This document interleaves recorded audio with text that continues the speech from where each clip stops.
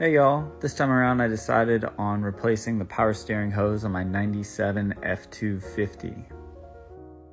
I could tell it was a power steering leak because I saw a reddish fluid leaking from that general area. It was either the power steering pump, the power steering hose, the high pressure hose, or something in between that was failing. I was able to determine that it was the hose itself that it was leaking from. There's an attachment that goes to the power steering reservoir that I believe there may have been a gasket inside, and that gasket had failed.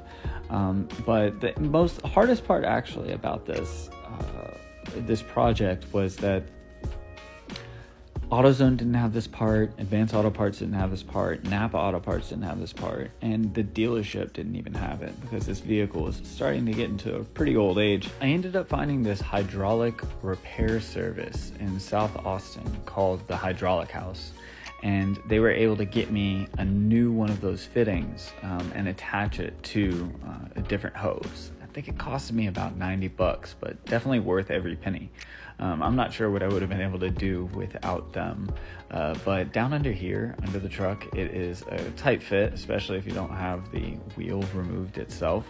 You're really cramped in there. You can remove the wheel well a little bit to give yourself a little bit of headroom, but it's not easy to go in there with a wrench. I was able to get the new hose on after many attempts.